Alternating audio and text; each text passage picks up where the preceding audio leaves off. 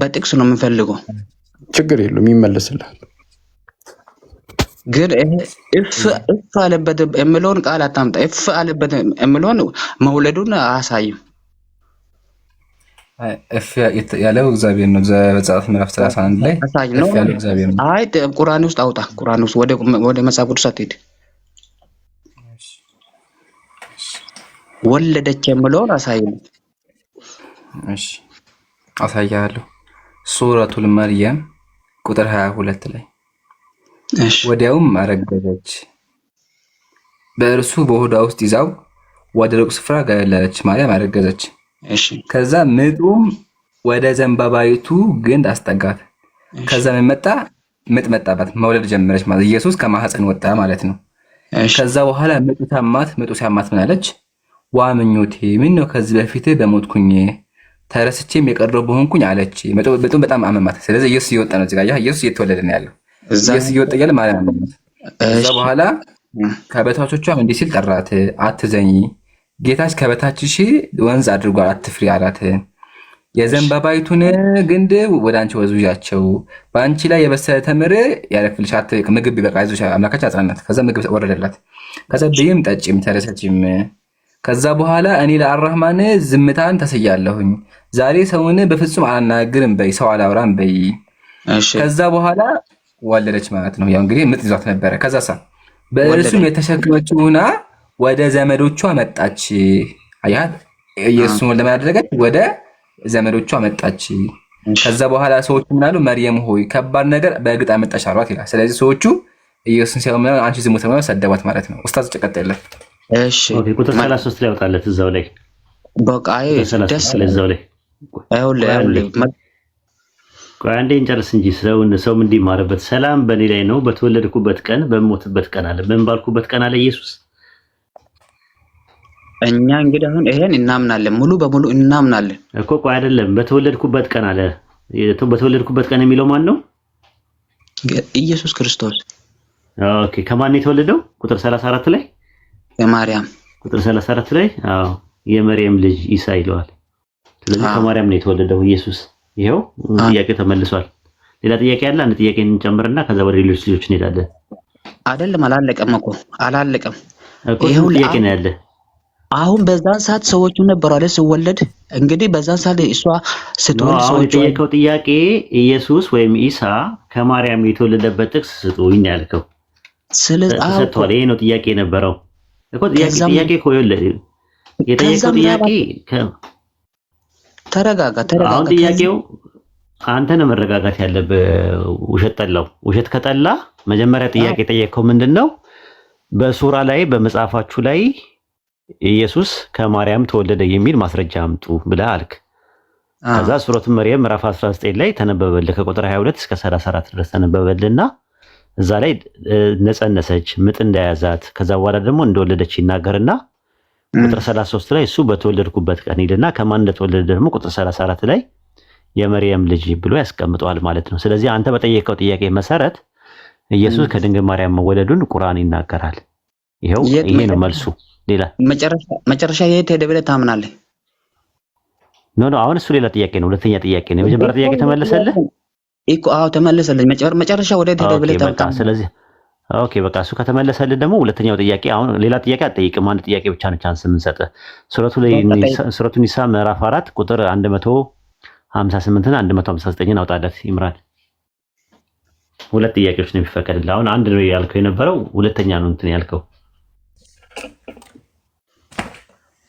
ሱረቱ መርየም ማነው? ሱረቱ ኒሳ ምዕራፍ 4 ቁጥር 158 እና 159 ላይ ኢምራን አለ አለ ኡስታዝ ምን አልከኝ? እሺ ሱረቱ ኒሳ ምዕራፍ 4 ቁጥር 158 እና 159 ላይ እሺ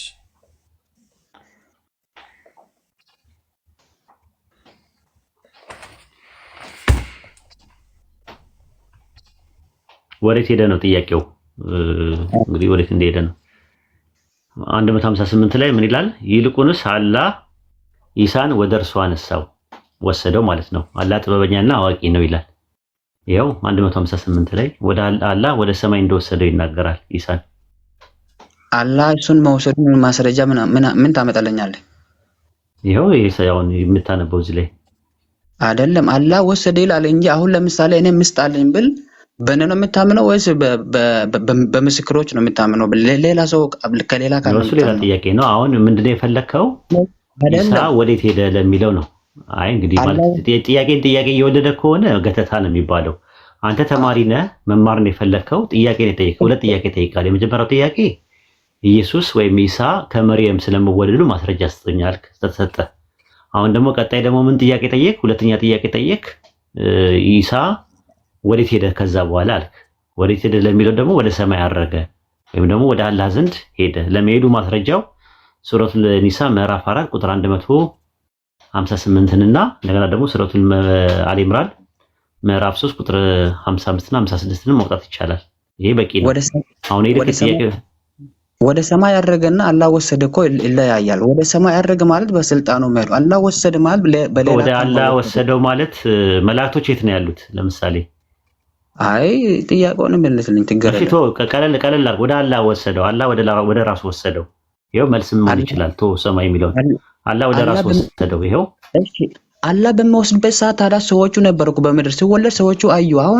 አሁን አላህ በሚወስድበት ሰዓት ሌላ ጥያቄ ነው እሱ። አሁን ሶስተኛ ጥያቄ ነው ማለት ነው። ይምራን አይበቃውም? ይሄ ልጅ እንዴት ነው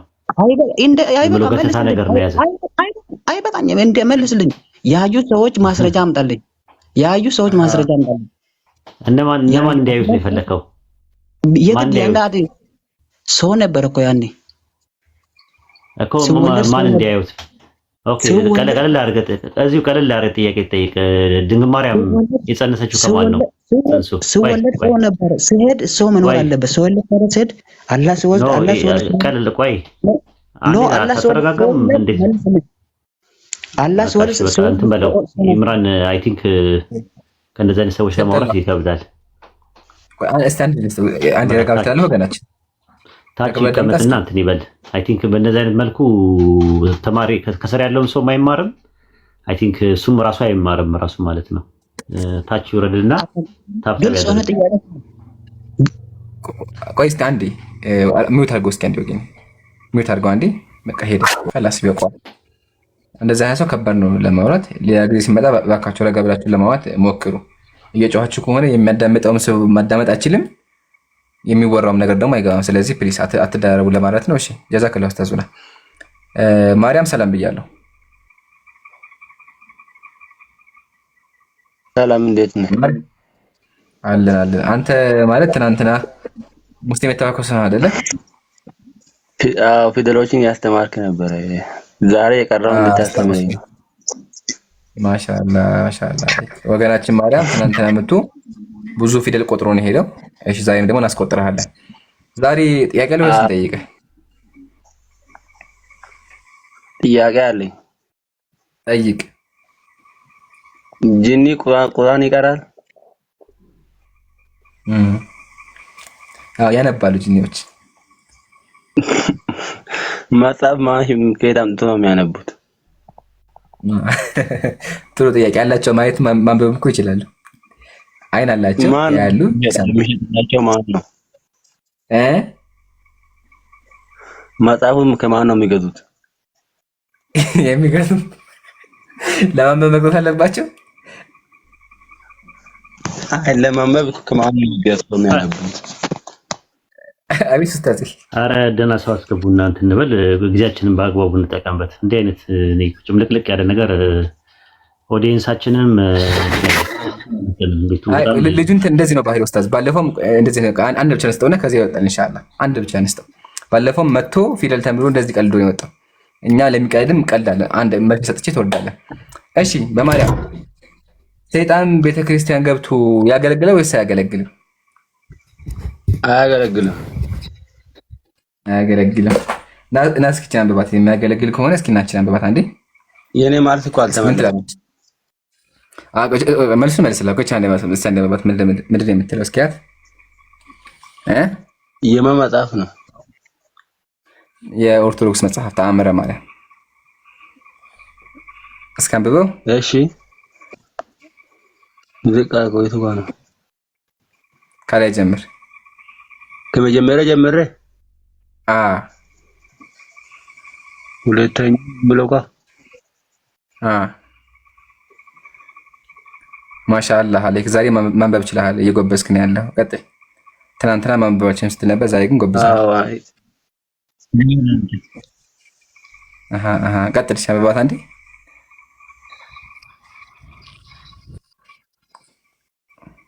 ምን ነው ድምፅህን ከፍ አድርገህ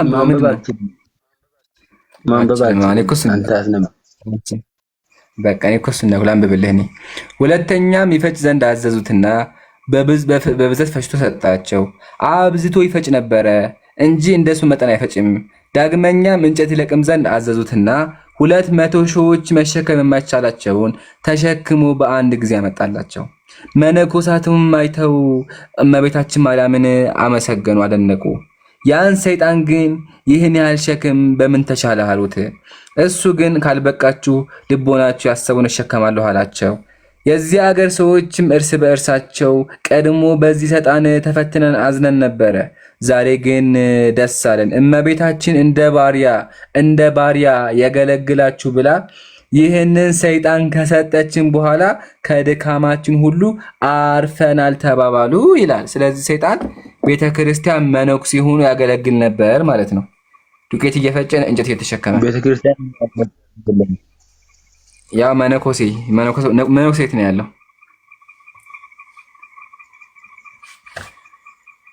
ስለዚህ ቤተክርስቲያን ምንድነው? እሺ ቤተክርስቲያን አይሆን ክርስቲያኖችን ያገለግላል፣ መነኮሳቱን አያገለግልም በፍጹም። እዚህ ጋር ግን መነኮሳቱን ያገለግላቸው ዱቄት ያስፈጭላቸው ነበረ። በተዘዋዋሪ የመዳም ቅመም ነበር ማለት ነው። ዱቄት ይፈጫል፣ ቤት ያጸዳ ምናምን ማለት ነው። ስለዚህ ክርስቲያኖች ሰይጣንን ባሪያ የመዳም ቅመም አድርገውታል። ዱቄት አስፈጪ፣ እንጨት ፈራጭ አድርገውታል። ሰይጣን ይሄ ነው የሚገባው። ካለ ደሞዝ እሱ እንትን ማድረግ አሰሪ ማድረግ ሰይጣን ስለሆነ ያው እንደዛ ቂጣት ይገባል። ይምራን አለ ለሜታጋ አለ ኡስታዝ ፈረጎን ታውቀዋለህ? ፈረጎ የሚባል ጂኒ ላላ በስም አውቀዋለሁ ግን እንትን ፈረጎ የሚባል ጂኒ ነበረ። የሆነችን ሴት አገኛትና ከሷ ጋር ተገናኙና መጥቆራ የሚባል ሰው ተወለደ።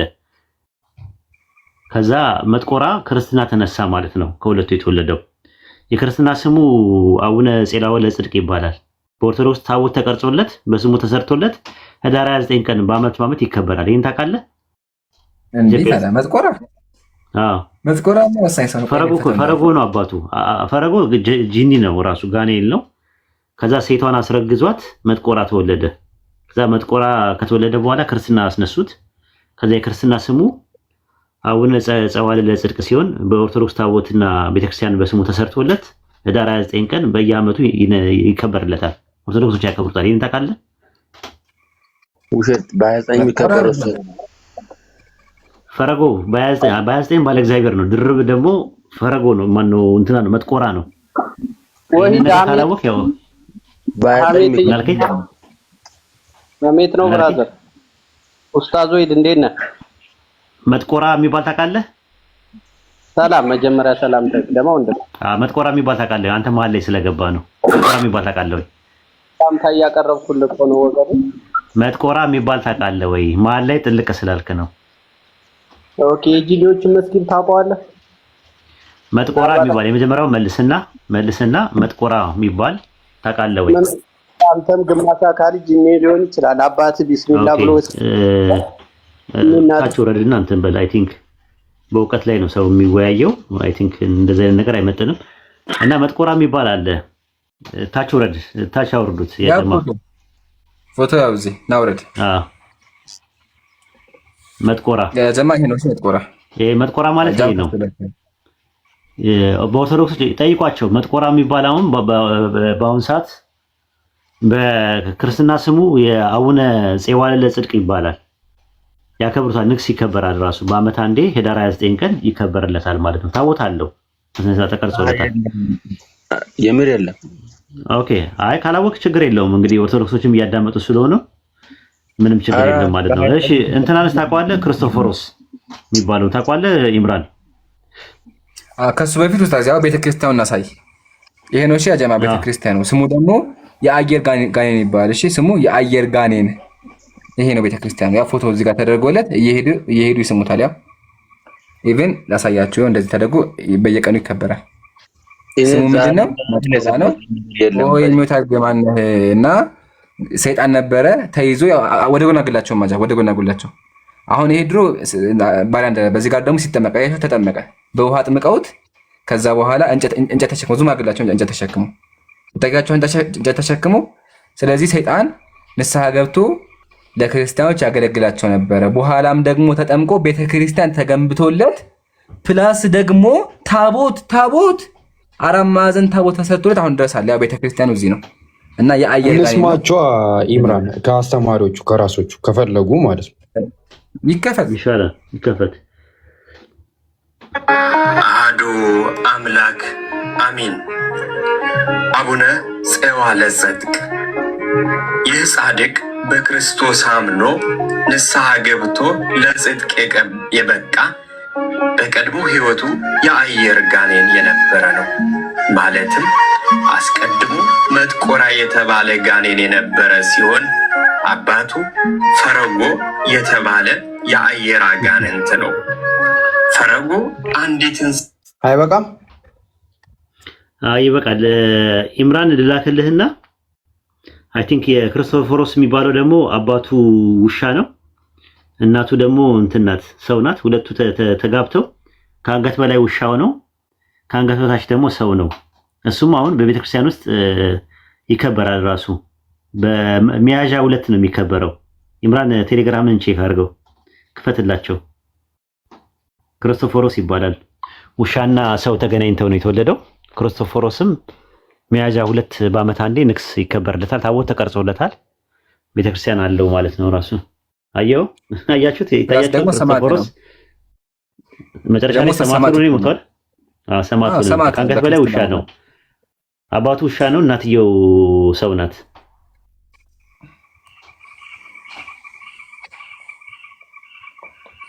ይሁት እና ኢቭን ደግሞ በኢትዮጵያ ብቻ አይደለም በግሪክም አለ፣ ሁሉም ይቀበሉታልና ኢቭን ተዋጊ ራሱ ነበር። ተዋጊ ሆኖ ተዋግቷል ጦርነት እና ከላይ ውሻ ነው፣ ከስር ደግሞ በዚህች ቀን ሰማዕቱ ቅዱስ ክርስቶፎሮስ አረፈ የቀረበ። በዚህች ቀን ሰማዕቱ ቅዱስ ክርስቶፎሮስ አረፈ። ክርስቶፎሮስ ትርጉሙ ለባሴ ክርስቶስ እንደመሆኑ በሐዋርያት ዘመን የነበሩ ቅዱሳን በዚህ ስም ይጠሩ ነበረ። ከነዚህ አንዱ ቅዱስ ክርስቶፎሮስ ሀገሩ በላዕተ ሰብ ሰውን የሚበሉ ውስጥ ነበር። ይህች ሀገር አሁን የት እንዳለች በውል ባይታወቅም የቅዱስ ማትያስ ሀገረ ስብከት በመሆኗ አውሮፓና እስያ ድንበር አካባቢ እንደሆነች ይገመታል። የአካባቢው ሰዎች ከሰው ስጋ ውጭ እህልን አይቀምሱም ነበር። ቅዱስ ማትያስ በእነርሱ ያደረውን እርኩስ መንፈስ አስወጥቶ አሳምኗቸዋል። ከሀገሩ ሰዎችም አንዳንዱ ገጻተ ከለባት የውሻ መልክ ያላቸው ነበሩ። ክርስቶፎሮስም ከእነርሱ አንዱ ነበረ።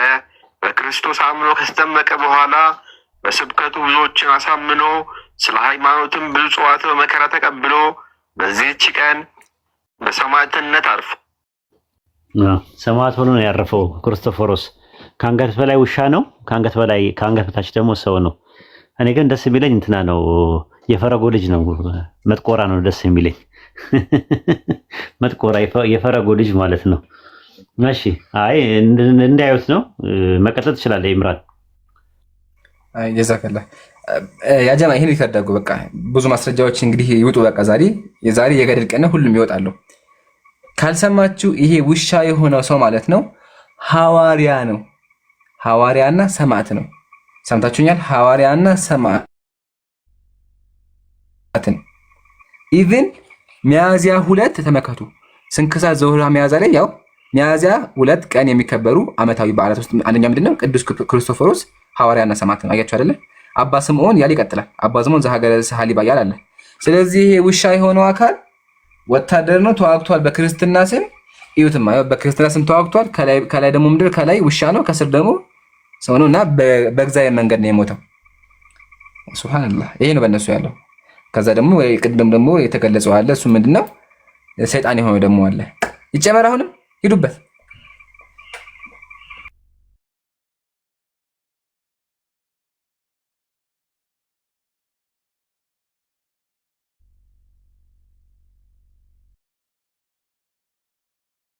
ይሄም አይበቃም ስለ ክርስቶፎሮስ ወይስ ሌላ ቪዲዮ ነው?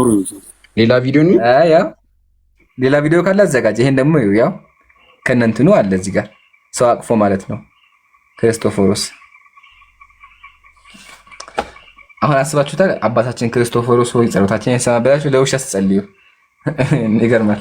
ዘፍጥረቱን ስለምን ጃቢር አታወጣላችሁ? ዘፍጥረቱን በጎቹ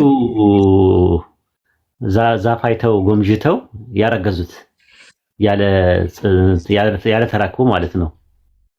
አይተው መጨረሻ ላይ ያዩትን የዛፉ መልክ መስለዋል፣ ዥንጉርጉር ሆነዋል መጨረሻ ላይ። ይምራን እሱን ለምን አታወጣላችሁም? ሰው ይወቀው። መጨረሻ ላይ አባታቸው ዛፍ ሆኖ ይገኛል። እንደውም ባይብል ላይ ነው ያለው ይሄ ነገር። እስቲ እሱን አውጣው። አይ ከሱ በፊት ውሻ ጋር ተያያዘ እንደገና ላሳያችሁ። ውሻ አሳያችሁ። በጣም ይሄ መጽሐፍ ገድለ ክርስቶስ ሰምራ ነው። እንደዚህ ይላል።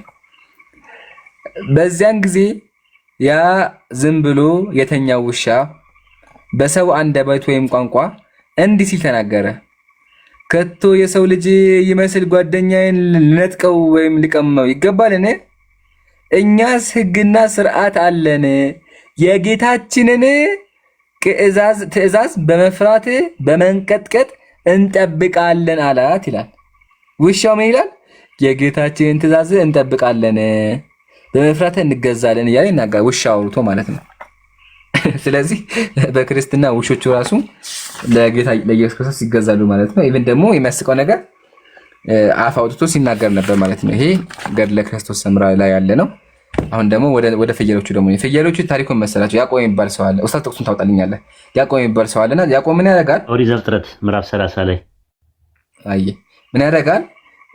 ፍየሎቹ ብዙ ፍየሎች አልነበሩትም። ስለዚህ ምንድን ያደረገው ለምለም እንጨት አቆመላቸው።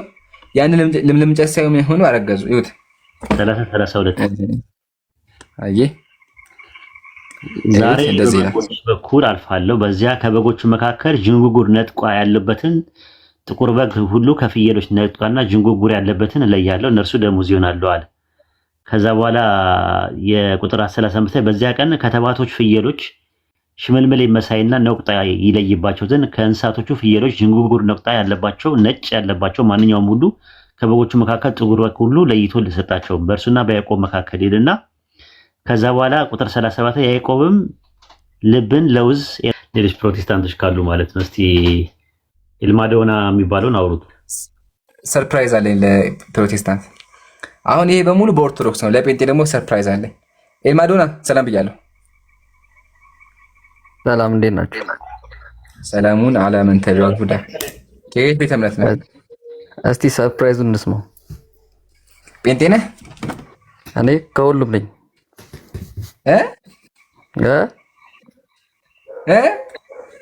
ከሁሉም መሆን አልችልም። ኦኬ ከሁሉም ማለት ሁሉም ወዶ ነው? ሁሉም ውስጥ አለመግባት መብቴ ነው። ሁሉም ውስጥ የለህበት ነው ወይስ ደግሞ ሁሉም ወዶ ነው? ሁሉም ውስጥ የለውበትም። በቃ አይመለከትም። አንተ እንደዛ ከሆነ መጽሐፍ ቅዱስ ላይ ከሆነ ይመለከተኛል። መጽሐፍ ቅዱስ ከሆነ ይመለከታል። ከመጽሐፍ ቅዱስ አትቀበልም? ከመጽሐፍ ቅዱስ ውጭ አልቀበልም። ማሻአላ። እንደዛ ከሆነ መጽሐፍ ቅዱስ ላይ ልውሰድህና እስቲ ኢየሱስ ያደረጋት አንድ ነገር ነበረች። እሷ ላሳይህ። አሳይኝ። ኢምሩ አቤት ሄጃ በቀጣይ ምን እናያለን መሰለክ? ይሄ አሁን በክርስትና ፍጹም ሰው ፍጹም አምላክ እንደሚባለው ሁሉ ፍጹም አያትና ፍጹም አባት የሆነ ሰው እናያለን በመጽሐፍ ቅዱስ። ሎጣል አዘጋጅቼዋለሁ፣ ችግር የለም። አይ እስኪ ኤልማዶችን አንብብልኛ እንዴ። ራቀ መሰለኝ። ቆይ እንደዚህ ላድርገው። ይሄን በደንብ አድርጋችሁ አዳምጡ። ትደነግጣላችሁ። አጣብቁት። አሁን የሚነበበው ማርቲን ሉተር ሳይድ። እሺ እኔ ስለ ማርቲን ሉተር አይመለከተኝም። ባይዘው እሺ አንብበው። መጽሐፍ ቅዱስ ነው አንብበው። ገና አንብላችኋለሁ። እሺ እየተረጎምኩ አንብበው። ከየት ነው መጽሐፍ ቅዱስ ላይ አታምጣልኝ? ከመጽሐፍ ቅዱስ መጽሐፍ ቅዱስ ላይ አለ። መጀመሪያ አንብበው። አንድ ይሄን ባይብል ላይ አምጣው፣ ችግር የለም። ባይብል ላይ አምጣውና ነበር አንብበው ጀምረዋል እኮ አንብበው ጨርሰውና ከዛ ደግሞ ይከፍታል መጽሐፍ ቅዱስ አንብበው አንዴ። ለምን ሌላ ነገር ትገባ? መጽሐፍ ቅዱስ ላይ ታመጣው ነው የሚቸገራል ካለ መጀመሪያ ይሄን አንብበው ማስረጃ ይሄ ያው እኮ ነው። እዛ ጋር ካለ እዛ ጋር አምጣው፣ ችግር የለም። መጀመሪያ የሚቀድመው ሐሳቡ እንዲገባ መጀመሪያ የሚቀድመው አንብብልኝ እንዴ። ማርቲን ሉተር ሳይድ እኮ ነው የሚለው። እኔ ስለ ማርቲን ሉተር አይመለከተኝም። ተርጉሞሽ ማርቲን ሉተር መጽሐፍ ቅዱስ ላይ የለም ሲጀምር። እሺ ተርጉሞ አንዴ ምንድን ነው የሚለው? ማርቲን ሉተር ነው ያለው ይላል አይደል? ማርቲን ሉተር ደግሞ መጽሐፍ ቅዱስ ላይ የለም። ማርቲን ሉተር ምን አለ? ቆይ ማርቲን ሉተር ምን አለ? አንዴ አይመለከተኝም። ስለ መጽሐፍ ቅዱስ ላይ አምጣ። አንብበው ያለው ነገር አንብበውና ቆይ አንዴ አጭሁብኝ። አንብበውና ከዛ በኋላ ወደ ማንበብ አልፈልግም። እኔ ማርቲን ሉተር ስላለው ነገር ማንበብ አልፈልግም። ማርቲን ሉተር አንብብላችሁ ምንድን ነው የሚለው? ጂሰስ ክራይስት ወዝ አን አደልተረር አለ። ኢየሱስ ዝሙተኛ ነበር። ወላሂ ቃል በቃል ያው ጂሰስ ክራይስት ዋዝ አን አደልተረር ቢፎር ሂ ዳይድ ፎር ዘ ፈርስት ታይም ዊዝ ዘ ውመን አደወል አለ። ኢየሱስ ለመጀመሪያ ጊዜ ዝሙተኛ የሆነው ከሴቷ ጋር አደወል በግንቡ አካባቢ ነው። for it was said nobody knows what he was talking with her doing with her ከሷ ጋር ምን እያደረገ እንደነበር አይታወቅም የተባለው ዮሐንስ ወንጌል ምዕራፍ 4 ላይ ለዛ ነው። ስለዚህ ኢየሱስ ለመጀመሪያ ጊዜ ከሴቷ ጋር ዝሙት ሰራ። አጌን ድጋሚ ኢየሱስ ዝሙት ሰራ።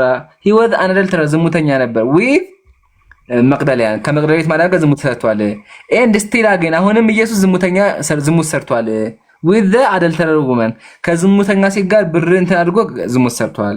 in John 8 በዮሐንስ ወንጌል ምዕራፍ 8 ላይ so ስለዚህ አለ the good Christ ቸሩ ክርስቶስ had to became an adulterer before he died ከመሞቱ በፊት እዝም ነበረ። አውዙ ቢላህ ካላመናችሁ እዚህ ጋር ልተርጉምላችሁ። ውሸት ከመሰላችሁ ስድብ ከመሰላችሁ ልተርጉም ጉግል ላይ አንዴ ጥያቄ አለኝ እዚህ ላይ። ቆይ አንዴ አልጨረስም። አንዴ ፕሊስ ረጋ ቆይ ተዋቸው፣ ያንብቡ፣ ደስ ይበላቸው፣ ያንብቡት። ምንድነው የሚለው? ልተርጉመው አንዴ ይሁት። ስለዚህ ካለ በኋላ መልካሙ ክርስቶስ ከመሞቱ በፊት አመንዝራ መሆን ነበረበት ይላል። ያው ኢየሱስ አመንዝራ ነው ይላል። ያው አየሁ አይደለ? ምን ትላለህ?